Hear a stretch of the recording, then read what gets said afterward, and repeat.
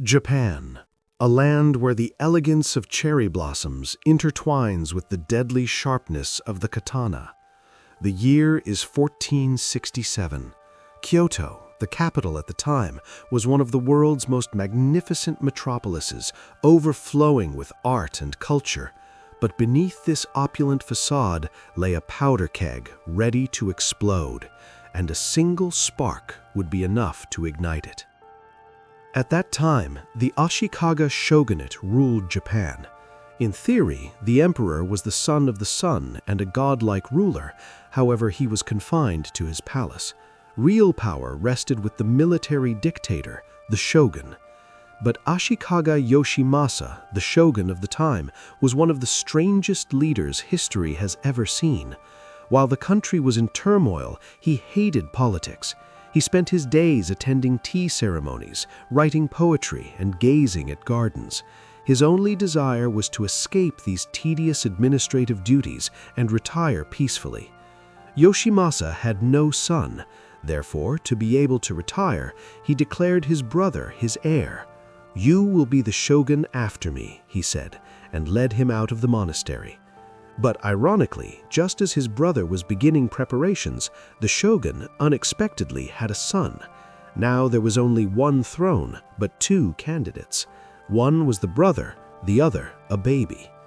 The two power-hungry clans in the palace didn't miss this opportunity. The Hosokawa family supported the brother, while the Yamana family supported the baby. Tensions stretched on, and finally it snapped. The battle didn't break out on the battlefields, but directly in the narrow wooden streets of Kyoto. Divided into the eastern and western armies, approximately 270,000 samurai poured into the capital. This was the Onin War, which would stain Japanese history with blood. The city became a chessboard, temples became headquarters, and marketplaces became cemeteries. Arrows darkened the sky, and wooden houses burned like tinder. The most tragic aspect was this. While the city was engulfed in flames and tens of thousands died, Shogun Yoshimasa locked himself in his palace, deaf to the screams outside, and engaged in conversations about aesthetics and art. While his people burned, he dreamed of a silver temple. The conflict lasted for 11 years, 11 years of uninterrupted civil war. When the smoke cleared in 1477, there was no winner. All that remained was a capital reduced to ashes, burnt temples, and a completely collapsed authority. When the lords in the provinces, the daimyo, looked at the capital, they realized a terrifying truth. The shogun can no longer protect us. The shogun can no longer rule us, so why should we obey him? The central government had snapped. There was no longer law. Whoever had the power seized their neighbor's land. The old rules of loyalty were gone. Japan had become a sea of chaos, divided into hundreds of small pieces. Historians call this period Gekkokujo, meaning the overthrow of the above by the below. This destruction was the end of one era and the beginning of a bloody one. From the ashes of Kyoto, ruthless warlords would emerge who would forever change the soul of Japan. The gates were wide open, and through those gates, chaos would pour in.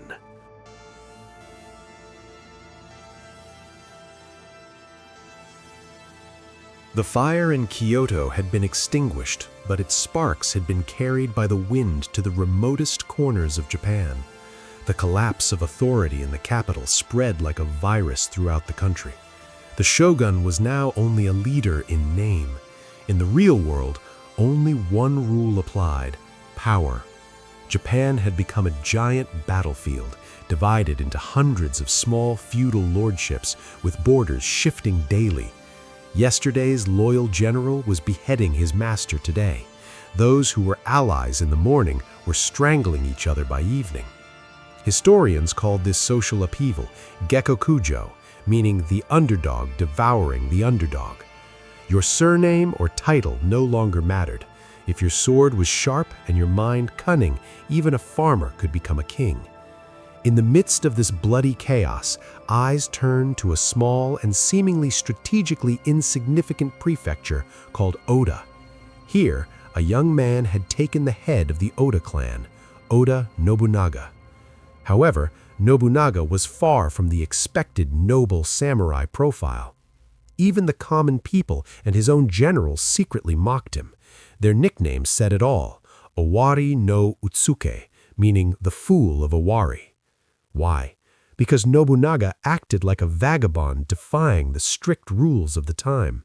Instead of a kimono, he wore strange, colorful clothes resembling women's attire.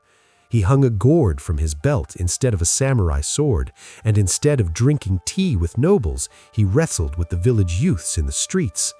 His madness reached its peak at his father's funeral. While the entire clan was expected to pray respectfully, he stepped before the altar, threw the ashes of the sacred incense he held at his father's soul, and turned and walked away. This act was an unforgivable act of disrespect. Even his own mentor committed suicide out of shame. His generals whispered, "If we follow this madman, our end will be disastrous," plotting to betray him. But there was a truth that no one saw, or even if they did, they refused to believe. This madness was in fact a perfectly designed mask. Nobunaga wanted his enemies to underestimate him, and he got what he wanted. The Imagawa clan, a massive power in the neighboring prefecture, had already begun preparations to wipe Owari off the map and crush Nobunaga like an insect. Everyone thought Nobunaga would flee or surrender, but the fool of Owari was preparing a surprise that would change the course of history.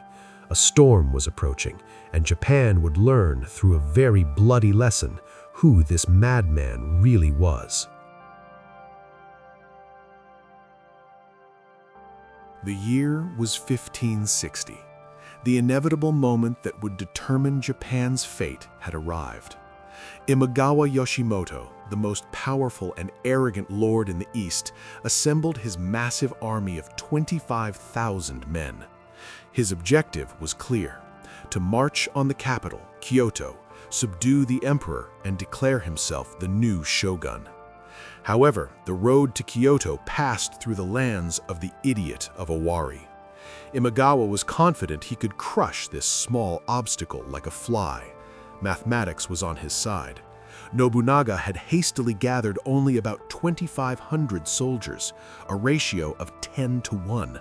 This wasn't a battle, it was suicide. Panic reigned in Owari Castle. Nobunaga's elderly generals pleaded with their master, "My lord, let's lock ourselves in the castle, let's defend ourselves, perhaps we can withstand the siege." The voice of reason dictated this, but Nobunaga let out his famous laugh. A siege? To be trapped in the fortress and starve to death? No, we will attack. The generals looked at each other in horror. This man must have truly gone mad. The night before the battle, while everyone trembled with fear, Nobunaga did not put on his armor. Instead, he took his fan and began to perform his famous Atsumori dance. The lyrics that flowed from his lips were, in fact, his philosophy of life. Human life is only 50 years. Compared to the endless world under the sky, it is merely a dream, an illusion. Is there anyone who is born and will not die? The next day, the dice of fate were cast. Imagawa's army was so confident of victory that they rested in a narrow wooded valley called Okehazama. The soldiers had taken off their armor, were drinking sake and celebrating. They could not have imagined that a fool like Nobunaga would dare attack them. Just then, the heavens came to Nobunaga's aid. The scorching hot air suddenly turned, and a terrible storm erupted. Thunder was deafening, and torrential rain made visibility impossible. Nobunaga used this chaos as a cloak. He silently led his army up the valley ridges. The noise masked the sound of his soldiers' footsteps. In the brief moment the storm subsided, Nobunaga drew his sword and gave the order, "I only want Imagawa's head." 2,500 men descended like an avalanche from the hilltop into the heart of the unprepared army of 25,000. Imagawa's soldiers were stunned. At first, they thought it was internal squabble. That was until Nobunaga's spear-wielding soldiers tore through the imperial tent and stormed inside. Imagawa Yoshimoto, the most powerful lord in Japan, lost his head while eating his lunch before he could even understand what was happening. The massive army, having lost its leader, instantly disintegrated. The impossible had happened. That day, in that bloody valley, the Fool of Owari died, and in his place a new leader was born who would shake Japan to its core, a leader who knew no mercy, the Demon King. Nobunaga was no longer a joke. He was the greatest fear Japan had ever seen, and he would soon combine this fear with a technology that no one else possessed.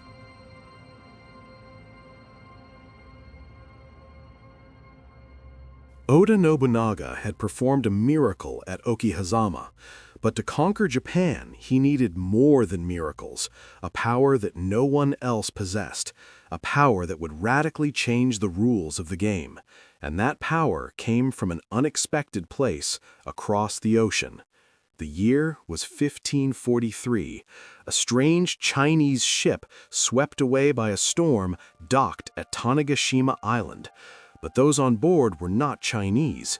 They were men with long noses, strange clothes, speaking a language never heard before, Portuguese merchants. The metal pipes they brought with them would change Japanese history forever. Europeans called them arquebuses, the Japanese called them teppo. Traditional samurai looked upon this new invention with disgust. This is the weapon of a coward, they said.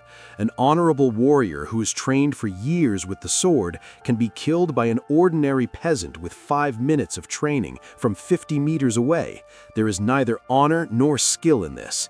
They rejected this weapon, which they considered an insult to the samurai spirit. But Nobunaga? He wasn't interested in honor, tradition, or poetic martial arts. He was interested only and solely in victory. He rejected the arrogance of the samurai class and ordered thousands of rifles. He abandoned the sword and chose gunpowder. The deadly nature of Nobunaga's gamble became apparent at the Battle of Nagashino in 1575. Facing Nobunaga was Japan's most feared military force, the Takeda clan. The Takeda's legendary cavalry was famous for being as swift as the wind, as fiery as fire, and was believed to be invincible on the battlefield. The Takeda commanders laughed when they saw peasants standing before them with rifles in their hands. Reloading the rifles took too long. The cavalry could close the distance and cut them down in the meantime. But Nobunaga was like a chess master. He lined up his soldiers behind wooden barriers and for the first time in the world employed the volley fire technique. The soldiers were arranged in 3 rows. The first row would fire and crouch down. While the second row fired, the first row would reload their weapons. Then the third row. The rain of bullets never stopped. When the rumble erupted, Takeda's proud, seemingly invincible cavalry fell to the ground as if cut down by an invisible hand before they could even draw their swords. Horses and men mingled in the mud and blood. This was not a battle, it was an execution. In Nagashino, not only did Takeda's army die, that day the 1,000-year-old traditional samurai martial art also died. The age of the sword had ended, and the age of fire and steel had begun. Nobunaga was now unstoppable. He had a new seal engraved on himself, Tenka Fubu, that is, military rule under the heavens. He had no mercy.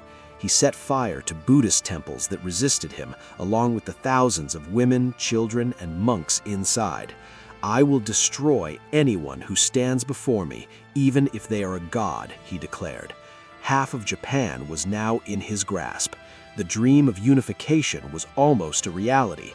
But there is an unchangeable, bloody rule in Japanese history. Even the sharpest sword cannot stop a dagger plunged into one's back. Nobunaga gazed at the sky, unable to see the betrayal in his shadow.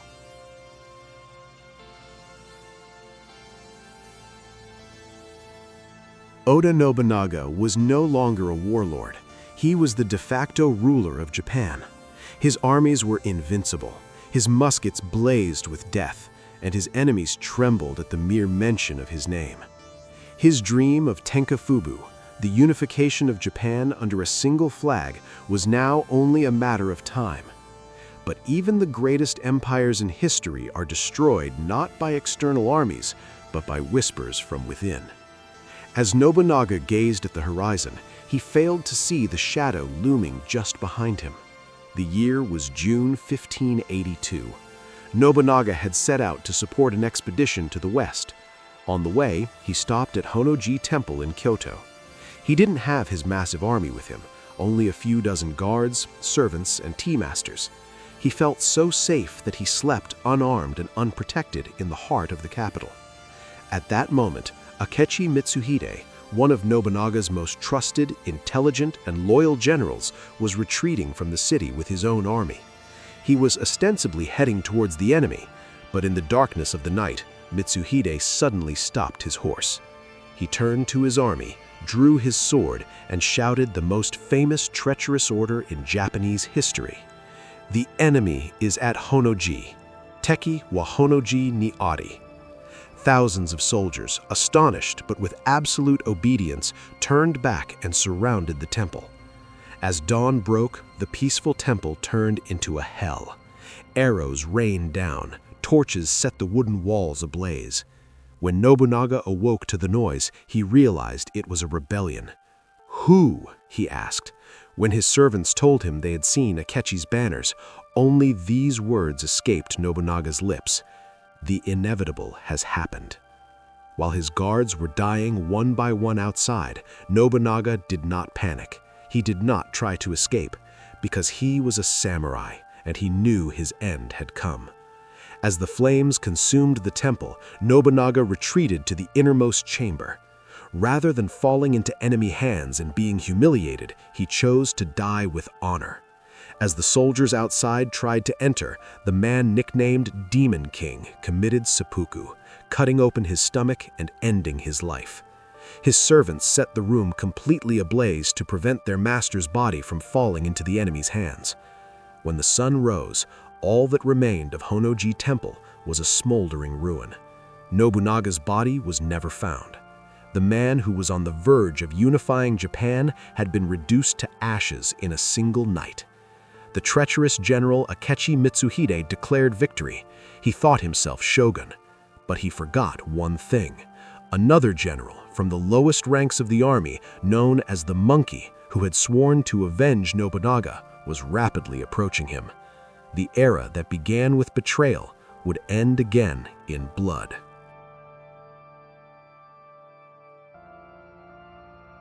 Nobunaga's death sent a massive shockwave across Japan. The traitor Akechi Mitsuhide seized Kyoto and declared himself ruler. However, his reign was so short that historians gave him the mocking nickname the 13-Day Shogun, because there was one factor Akechi hadn't accounted for: Toyotomi Hideyoshi. Hideyoshi was the most unusual character of the Sengoku period. He didn't come from a samurai family. He was a peasant. He was ugly, small, and Nobunaga had nicknamed him Saru, meaning monkey. He had begun his career carrying Nobunaga's sandals, but this monkey possessed the sharpest military and political acumen Japan had ever seen. When the news reached Hideyoshi, he was miles away on another front with his army. He didn't cry or mourn upon hearing the news. He acted immediately. He signed a peace treaty with his enemy at lightning speed and brought his army back with superhuman swiftness. His soldiers, still in their armor, ran relentlessly, covering in hours what would have taken days. This went down in history as the Great Chugoku Return. Akechi Mitsuhide hadn't anticipated Hideyoshi's arrival so quickly. He was caught unprepared. At the Battle of Yamazaki, the monkey who had come to avenge his master crushed the treacherous general. Akechi was killed by peasants with a bamboo spear as he fled the battlefield. Revenge had been taken. Now the stage belonged to Hideyoshi. Because of his peasant origins, he couldn't obtain the title of shogun, but he received the title of Kampaku, imperial regent from the emperor, becoming the absolute ruler of Japan. He combined Nobunaga's destructive power with diplomatic genius. He had the massive gold-plated Osaka castle built. But his greatest move was not military, but social. Hideyoshi ordered the sword hunt, katanagari. The soldiers went from village to village collecting swords, spears, and rifles from the farmers. "We will melt these metals and make a giant Buddha statue," he said. But his real aim was different, to freeze social classes. Now the peasant was a peasant and the samurai a samurai. He would never again allow a peasant like himself to rise and overthrow a lord. He had officially ended the Gekokujo era. Japan was unified. Peace had come. But like everyone who reaches the top, Hideyoshi succumbed to his arrogance. Japan was no longer enough for him. He set his sights beyond the sea, on China and even India. He wanted to be king of Asia. This megalomania led Japan to disaster. In 1592, he invaded Korea with a massive army. Although he initially won victories, the war turned into a quagmire. Korean Admiral Yi Sun-sin's turtle ships destroyed the Japanese fleet. On land, samurai were dying, and at sea, hopes were perishing. This war depleted Japan's resources and tarnished Hideyoshi's legacy. By 1598, the once mighty peasant king was a sick and helpless old man. The Korean campaign had failed. Worse, his heir, his son Hideyori, was only 5 years old. On his deathbed, Hideyoshi summoned Japan's 5 most powerful lords, the Council of 5 Greats. He looked at them with pleading eyes and entrusted his son to them. "I beg you to take good care of Hideyori. That is all I ask." The lords promised, but everyone knew that the moment they left the room, those words were carried away by the wind. As Hideyoshi breathed his last, he whispered this poem: "I fell like a dewdrop.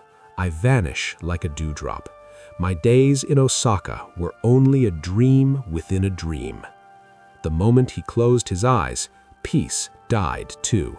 A feast of wolves had been prepared, and at the head of the table sat an old wolf who had patiently waited for this day for years: Tokugawa Ieyasu.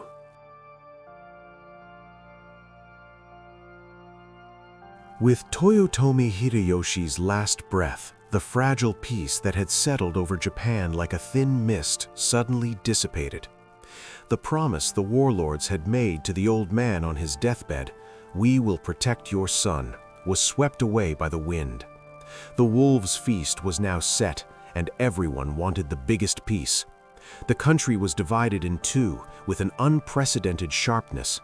On one side was the Western Army, assembled by the bureaucrat Ishida Mitsunari, loyal to Hideyoshi's legacy and his young son. On the other side was the Eastern Army, patiently waiting its turn for years, led by the master strategist Tokugawa Ieyasu. The time for words, diplomacy, or letters was over. Everything would be decided in a single day, on a single battlefield. The Japanese call this day Tenka Wakame no Tatakai, meaning the battle that divided the world. Date, October 21, 1600. Location, Sekigahara Valley. That morning, a dense fog had settled over the valley. Visibility was only a few meters. Within the fog, the largest crowd Japan had ever seen, more than 160,000 samurai, waited to spill each other's blood. The silence was broken only by the clanging of armor and the neighing of horses. At 8 a.m., as the fog cleared, the gates of hell opened. Cannons fired, spears clashed. In the first hours of the battle, the situation seemed to favor the Western Army, or Mitsunari. They were numerically superior and entrenched in the hills. Tokugawa's army was trapped below. Mitsunari was confident of victory. His plan was working flawlessly. With a single flare, his ally Kobayakawa Hideaki, waiting on Mount Matsuo, would descend and crush the Tokugawa. Mitsunari gave the signal, but there was no movement from the army on the mountain. Kobayakawa, with his 15,000 soldiers, simply stood there, watching below. Everyone on the battlefield held their breath, staring at that hill. Whose side was this young general on? Tokugawa Ieyasu knew he was gambling the life of his life.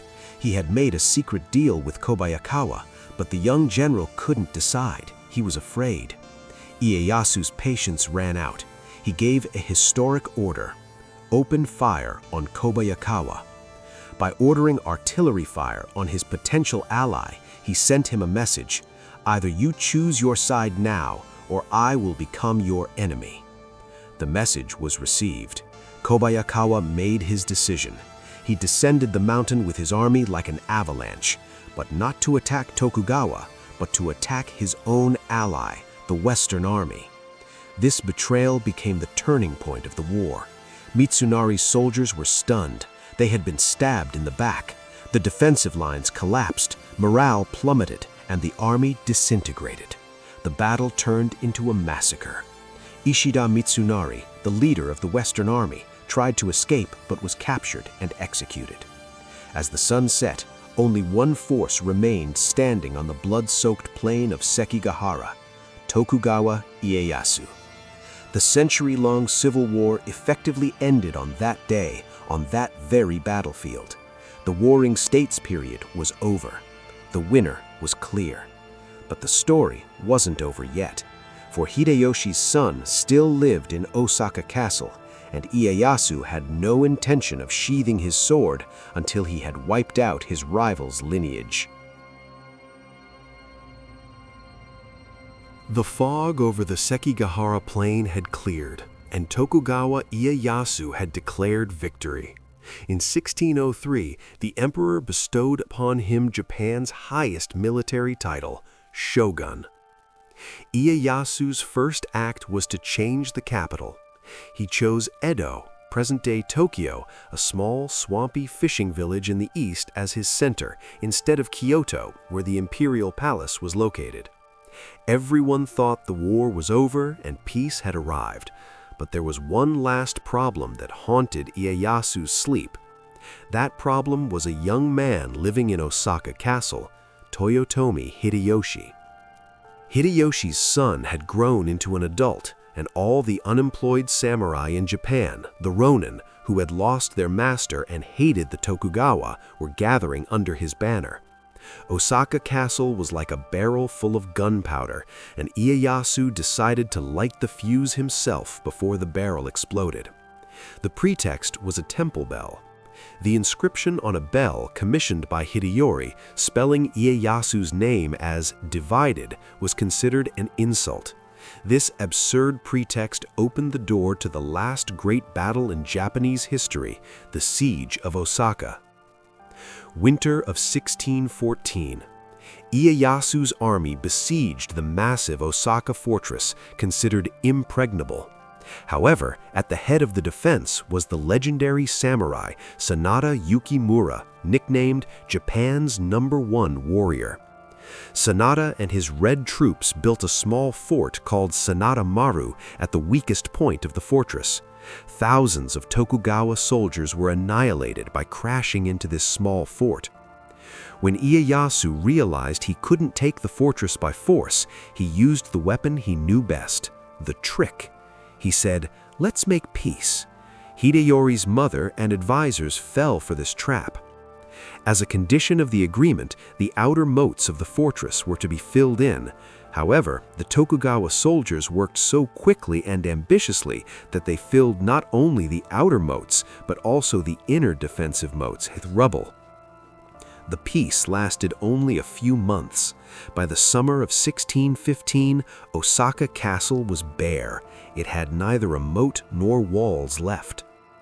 When the final battle began, Sanada Yukimura, knowing he would die, launched a suicide attack that would go down in history.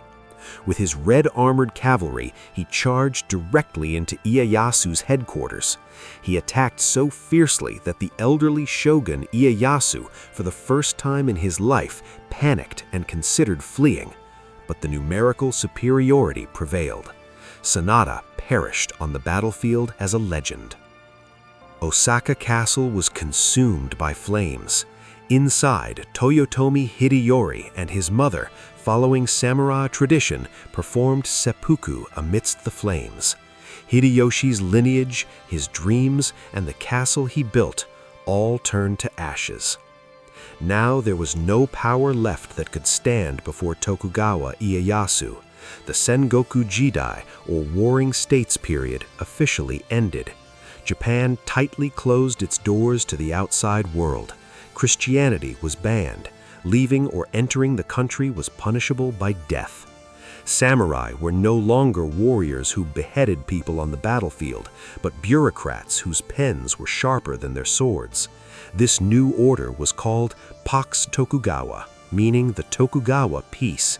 This peace would last for 250 years, turning Japan into an isolated time capsule and allowing a unique culture to flourish.